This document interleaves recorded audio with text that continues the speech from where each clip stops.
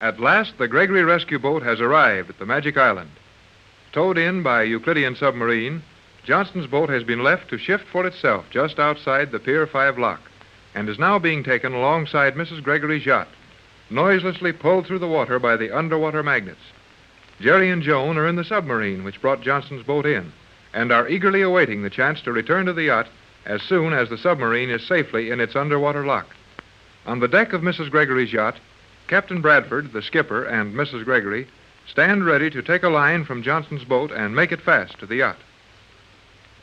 Now, you just stand over there by the port rail, Pat. Keep your eye on the island for old G-47. He'll come running over here to grab Johnson the minute we get his boat tied up. And I'd like a few words with Johnson before that happens, if I can manage it. I'll watch the island, Tex. I can see the whole pier from here. But I don't want to be too far off to meet Johnson when he steps over the rail. It's my boat, you know, dear, and Johnson's been pretty wonderful through all of this. Yes, you're right, Pat.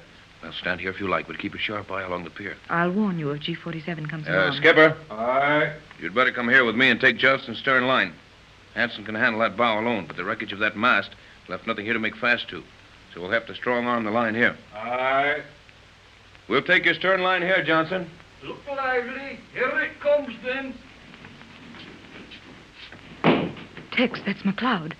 What will G-47 say about this? He doesn't know Johnson. If we have to, we'll introduce G-47 to McLeod and tell him Mac is Johnson. Here, Skipper. Aye. I'll take a turn of this line here. You run the slack out of it and bend the end around something back there. Boat's making very little way. We'll lash her easy enough. Hurry, Tex. Get Mac aboard here and talk to him quietly. G-47 is coming along the pier now. Right, Pat. Make it fast here, fore and out. Snub those lines tight. Come aboard, Johnson, over the rail and snap it up. I'll be with you this minute, Captain Bradford. My compliments, Mrs. Gregory, and your help. Thanks, McLeod. Now, we've got to give you some quick orders. I'll go meet G-47 and talk to him as long as I can before he gets here. Hurry, Tex. You'll only have a minute. Now, listen, Mac. This may sound crazy to you, but I'll explain later. You're Johnson. Get it, Mac? You're Johnson. Oh, that's what Johnson told me. Very good, then. I'm Johnson. Good boy, Mac. And the reason you're Johnson is because you've got to meet a man right now. He's coming with Mrs. Gregory, and you've got to make him believe you're Johnson. Our lives depend on it. I'll explain it all later. Well, what about my accent? I've been told I've got a bit of the healing on my tongue. Well, have a sore throat. Anything. This man has heard Johnson's voice over the radio dozens of times. Now, don't talk much. Right around behind this cabin, G-47. Captain Bradford is talking to Mr. Johnson. I've got it, Mac. Listen. The oil fumes from the leaking tanks. Your throat. Hoarse. I got it. I'll give you a full report later, Captain, when I get these oil fumes out of my throat. There they are, G-47. Oh, Tex. Yes? Oh, yes, Pat. I was just telling Johnson we'd better put him to bed for a while and look after that throat. G-47, let me present Mr. Johnson, skipper of this boat. You have been expected, Mr. Johnson. How do you do? Your throat is bad. Aye. Oil fumes got him when he was fighting those leaky fuel tanks on his boat. He need not speak. It is action I desire. That message, Mr. Johnson? What message? You know quite well. The message, Mr. Johnson. I don't understand. Oh, come on, Johnson. There's no use trying to bluff G-47. He knows all about the message I sent with the pigeon and how much it means to us. You might as well give it to him. No, Tex. Not that. Isn't there something we can do? Don't give it to him, Johnson. But, Pat, we haven't got a chance anyway. We'll have less with that message in G-47's hands. You have no chance under any conditions. Will you give me the message, or must I tear your boat apart to find it? Come on, where is it, Johnson? I have it here with me. Well, then give it to him. No, Tex, I won't have it. Quiet, Pat. Why make things worse? Come on, hand it over to G-47. Hurry up, Johnson. There it is, then. Johnson, you're choking your throat. Yes, it may be serious.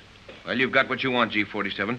Will you leave us alone for a few minutes so we can get this man into a cabin and look after him? I will gladly leave you alone for the length of time it takes to work out the formula. Once I have it, then what I do will cease to interest you. Come, Tex. Let's take Johnson into my cabin and see what we can do for his throat. Your cabin's smashed with that mast. Come on, we'll go in the radio cabin. That would be better. You're welcome to what is left of my yacht, Johnson. Thank you, Mrs. Gregory. Stand by to watch those lines, Skipper. Make sure the crew of Johnson's boat have what they need. I'll turn out and help you look it over pretty soon. Aye. Look, Tex, There goes old G47, laughing to himself and trotting off down the pier. Yes, he's got what he wants this time. Right in here, Johnson.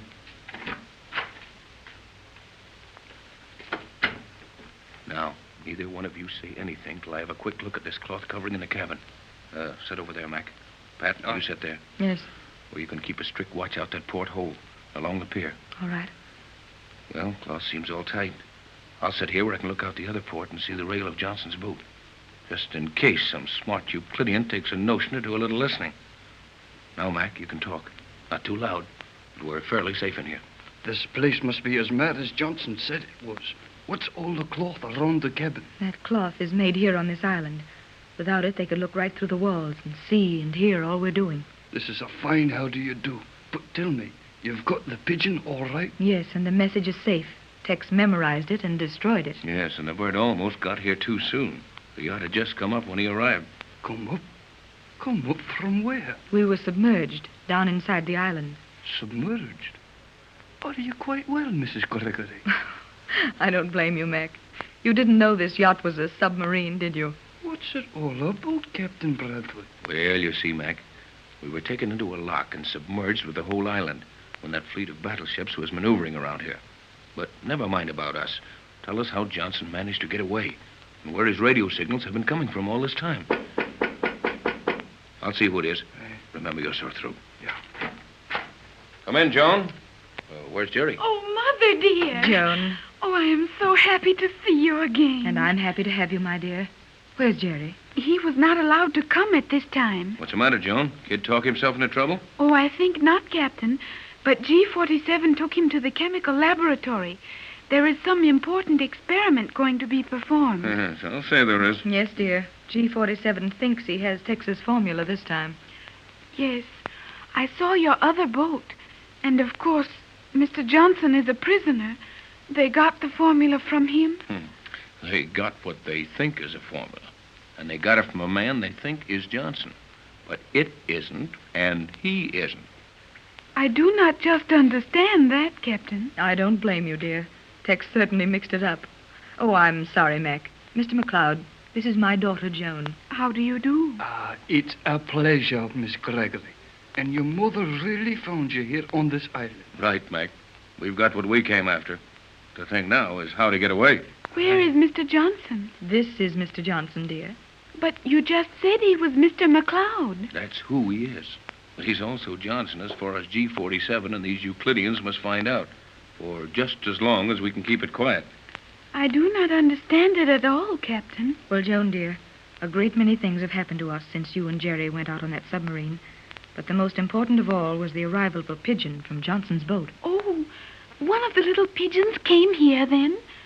But how did it find the yacht?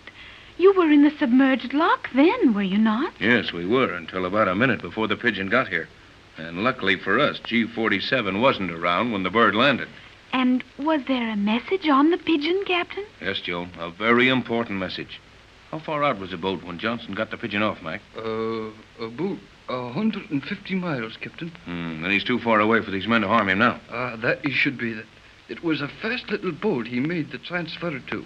And they ought to be many miles from here by now. Then Mr. Johnson is not on his boat.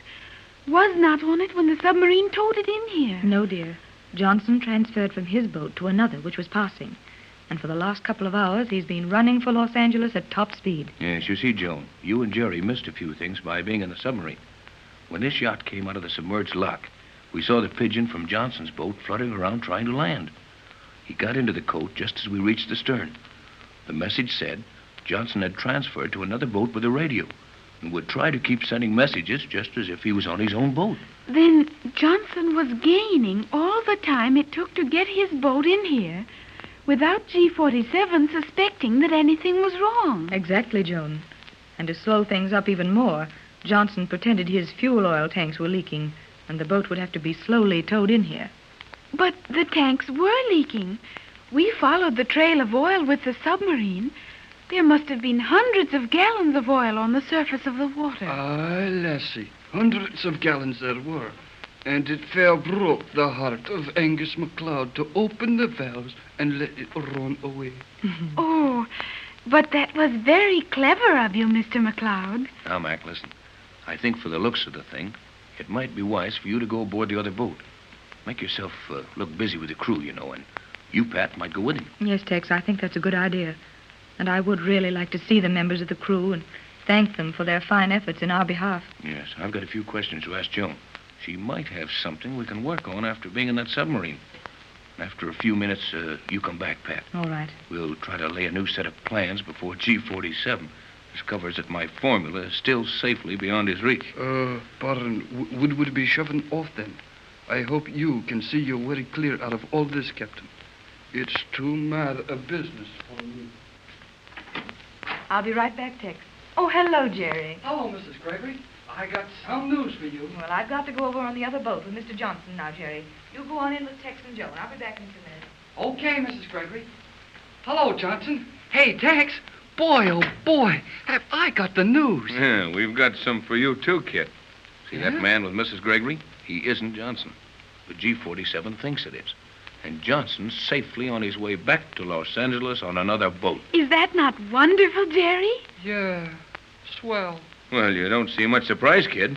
I thought that'd be mighty big news to you. It would be, if I hadn't figured it out already. You what? Yeah. You remember, Joan, that I told you that submarine commander was going to be on our side? Yes, but I think you were mistaken, Jerry. Yeah, but I wasn't. I got a minute to talk to her where nobody could hear us. And she said she had figured out that those last messages of Johnson's weren't coming from his boat at all. You mean that woman commander knew that and kept it secret from G47? Yes, sir. And do you know what that means? It means that she's on our side. And with Johnson safely on his way back to Los Angeles, and that girl helping us on the island, we're a cinch to get away from here. Right, kid. Nothing can stop